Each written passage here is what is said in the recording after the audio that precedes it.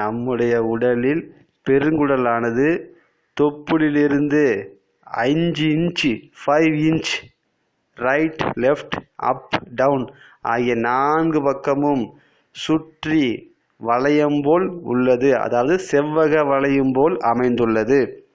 இதன் முக்கிய பணியானது நாம் வாயில் போடும் உணவு, வயிறு, ஸ்மால் இன்டெஸ்டைன் ஆகியவற்றின் மூலம் உறிஞ்ச சத்துக்கள் போக மீதியுள்ள கழிவை மலமாக மாற்றி தன்னுள் உள்ள சுரப்பி மூலமாக மலமாக மாற்றி மலப்புழை வழியாக வெளியே தள்ளும் பணியை சர்வகாலமும் செய்து கொண்டே இருக்கின்றன.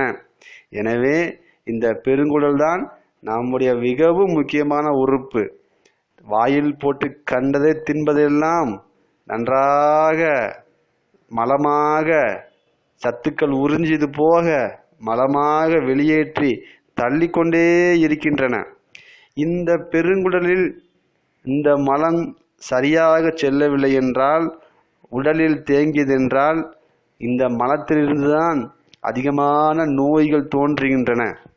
அதாவது மலத்தில் உள்ள புழுக்கள் மூலமாக நம்முடைய உயிர்ச்சத்தை உறிஞ்சி அந்த புழுக்கள் இரத்தத்தில் கலந்து நம்முடைய நோயை தூண்டுகின்றன, உண்டாக்குகின்றன, உடலில் உள்ள செல்களை அழிக்கின்றன.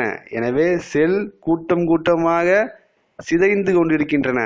இதனால்தான் நம்முடைய தோலில் நோய்கள் தோன்றுவதற்கு காரணம் தோல் வறண்டு போதல், தோலில் புண்கள் ஏற்படுதல் ஆகிய பல நோய்களுக்கான முக்கிய காரணமே மலச்சிக்கல் தான்.